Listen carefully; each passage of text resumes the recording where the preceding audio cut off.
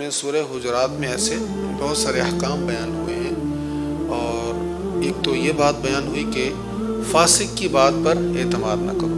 تو اب ہمارے سوشل میڈیا پر جتنی خبریں چلتی ہیں، جو کچھ وائرل ہوتا ہے، اس میں ہم کتنی تصدیق کرتے ہیں۔ ہمیں اپنے مخالف کے بارے میں کوئی پوسٹ ملے صحیح، ہم سمجھتے ہیں یار یہ بہت نیکی کا کام، اس کو تو جلدی سے کریں آگے فارورڈ۔ یہ تو جتنے بھی ہماری کانٹیکٹ لسٹ میں جتنے بھی لوگ ہیں نا، ان سب کو فوراً جانی چاہیے۔ جتنے بھی گروپس میں ہم ایڈ ہیں نا، فوراً سب کو پہنچ جائے۔ بعد میں تصدیق ہوتی رہے گی، سچ ہے کہ نہیں، لیکن ہم اب یہ نیکی کا کام کر کے پتہ نہیں 70,000 یا کتنی کروڑ نیکی ہم کمانے لگے۔ استغفر اللہ، معاذ اللہ۔ جس کا ہمیں پتہ ہی نہیں ہے یہ سچ ہے یا نہیں، اس کو ہم نے آگے جلدی سے فارورڈ کر دیا، صرف اس لیے کہ ہمارے مخالف جو تھا، سیاسی مخالف، کوئی اپنا ذاتی فائدہ نہیں، سیاسی مخالف، اس کو ہم نے ننگا کرنا، اس کو ہم نے ثابت کرنا یہ ایسے ایسے ایسے۔ تو یہ بڑا اہم حکم یہاں پہ بیان ہو رہا ہے۔ یہ افواہیں جو ہے نا، افواہیں بڑے بڑے کام خراب کرتی ہیں۔ انما المؤمنون اخوة فاصلحوا بین اخویکم، فرمایا مسلمان بھائی بھائی ہیں تو اپنے بھائیوں میں صلح کروا دو۔ کوئی صلح کرنے کے لیے تیار ہے؟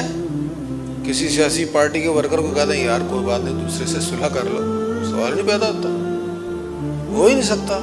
اتنے سخت ہو گئے یار، الیکشن گزرے اتنے دن ہو گئے، سال ہونے والا ہے، اب نیا الیکشن آنے کو پتہ نہیں کتنا وقت ہے، ابھی لڑ کے کیا کرو گے؟ یہ گالیاں دے دے کے دوسروں کو برا کہہ کے کیا کما لو گے؟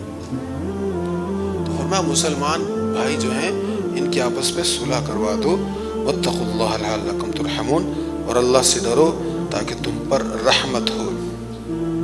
اس سے اگلی آیت میں یا ایھا الذین آمنوا لا یسخر قوم من قوم عسى ان یکونوا خیرا منهم ولا نساء من نساء عسى ان یکن خیرا منہن، اے ایمان والو مرد دوسرے مردوں پر نہ ہنسیں، ہو سکتا ہے کہ وہ ان ہنسنے والوں سے بہتر ہوں، اور نہ عورتیں دوسری عورتوں پر ہنسیں، ہو سکتا ہے کہ وہ ان ہنسنے والیوں سے بہتر ہوں۔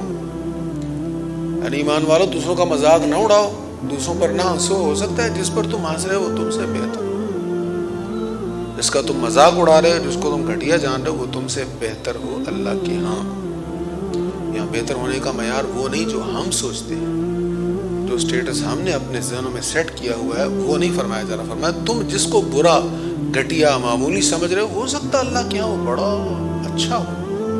ایک حدیث بھی ہے نا، حضور علیہ السلام فرماتے ہیں کچھ لوگ ایسے بھی ہیں، بکھرے بال، پراگندہ اور میلے کچیلے کپڑے، اور حالت ایسی اگر کسی کے دروازے پر جائیں تو لوگ انہیں دھکے دیں، لیکن مقام کیا ہے؟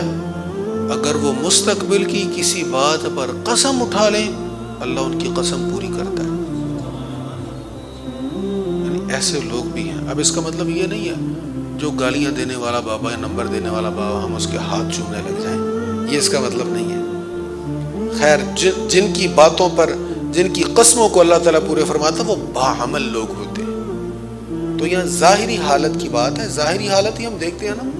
فرمایا ظاہری حالت میں کچھ لوگ ایسے بھی ہیں کہ جن کو لوگ معمولی سمجھ کر دھکے بھی دے دیں، لیکن اللہ کے ہاں بڑے مقبول ہوتے ہیں۔ اگر وہ کسی بات پر قسم اٹھا لیں، اللہ ان کی قسم پوری کرتا ہے۔ مستقبل کے بارے میں جو کہیں اللہ اس کو پورا فرماتا ہے۔ اس لیے یہاں پر فرمایا، یہاں عورتوں کے بارے میں بھی فرمایا، صرف مردوں کو حکم نہیں، عورتوں کے بارے میں بھی حکم یہ بات فرمائی، کیونکہ عورتوں میں یہ عادت کافی زیادہ ہوتی ہے۔ خیر آج کل مرد بھی پیچھے نہیں ہے دوسروں کو برا کہنے میں یا دوسروں کو گھٹیا سمجھنے کے معاملے میں، لیکن عورتوں کا بھی یہاں پر بطور خاص ذکر کیا گیا، کیونکہ یہ معاملہ عورتوں میں زیادہ ہے، دوسروں کو گھٹیا سمجھنا یا دوسروں کا مذاق اڑانا یا دوسروں پر تانے کسنا۔ آپس میں کسی کو تانا نہ دو اور ایک دوسرے کے برے نام نہ رکھو۔ وَلَا تَنَابَزُوا بِالْأَلْقَابِ، کسی کا برا نام رکھنا یہ سخت منع ہے، حرام ہے۔ ایسا کوئی نام کسی کا رکھنا جس سے وہ چڑھتا ہو، جس سے اس کو غصہ آئے، یہ سخت منع ہے، حرام ہے۔ صرف منع نہیں بلکہ حرام ہے، گناہ ہے۔ اور کسی کا نام رکھ کر اس پر ہنسنا، خوش ہونا اور آپس میں بیٹھ کر مذاق اڑانا، تو یہ غیبت اور چغلی ان سارے معاملات کے ساتھ ساتھ سخت حرام بھی ہے۔ اس سے آگے حکم ہو یا ایھا الذین آمنوا اجتنبوا کثیرا من الظن ان بعض الظن اثم ولا تجسسوا ولا یغتب بعضکم بعضا۔ اس آیت پر اگر ہم عمل کر لیں تو ہمارا جوائنٹ فیملی سسٹم بکھرے گا نہیں، گھروں میں خاندانوں میں جھگڑے نہیں ہوں گے۔ کیا ارشاد ہے؟ اے ایمان والو بہت زیادہ گمان کرنے سے بچو، بے شک کوئی گمان گناہ ہو جاتا ہے، اور پوشیدہ باتوں کی جستجو نہ کرو اور ایک دوسرے کی غیبت نہ کیا کرو۔ کیا تم میں کوئی پسند کرے گا کہ اپنے مرے بھائی کا گوشت کھائے؟ تو یہ تمہیں ناپسند ہوگا، اور اللہ سے ڈرو، بے شک اللہ بہت توبہ قبول کرنے والا مہربان ہے۔ تو یہاں پر فرمایا گمان نہ کرو زیادہ، آمنوا اجتنبوا کثیرا من الظن، اجتناب کرو بہت زیادہ گمان کرنے سے۔ گمان کیا ہوتا ہے؟ بیٹھے بیٹھے ہم سوچنے لگ جاتے ہیں اچھا یہ جو ہوا ہے یہ ضرور اس وجہ سے ہوا ہوگا، اگر نہ ایسا تو نہ ہوتا، اگر نہ وہ اس طرح بھی کر سکتا تھا، اس بات کا جواب یہ بھی آ سکتا تھا، جو اس کا جواب اس نے یہ نہیں دیا، یا اس بات پر جو وہ مسکرایا نہیں، یا میری بات سن کر جو وہ سنجیدہ ہوا، ضرور اس کا یہ مطلب ہوگا۔ اب ہم اپنے طور پر جو غلط معنی لیتے ہیں یا کسی کے بارے میں غلط نتیجہ نکالتے ہیں، یہ بدگمانی ہے۔ اچھا گمان آپ رکھ لیں، یہ جائز ہے، اس میں کوئی حرج نہیں ہے۔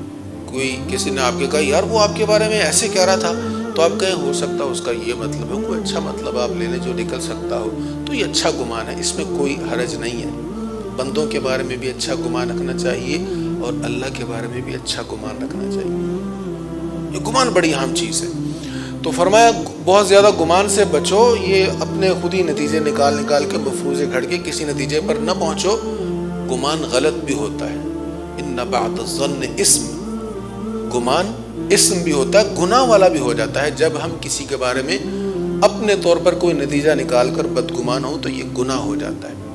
تو کسی کے بارے میں کوئی بھی رائے قائم کرتے ہوئے اپنے گمان کو بنیاد نہیں بنانا چاہیے۔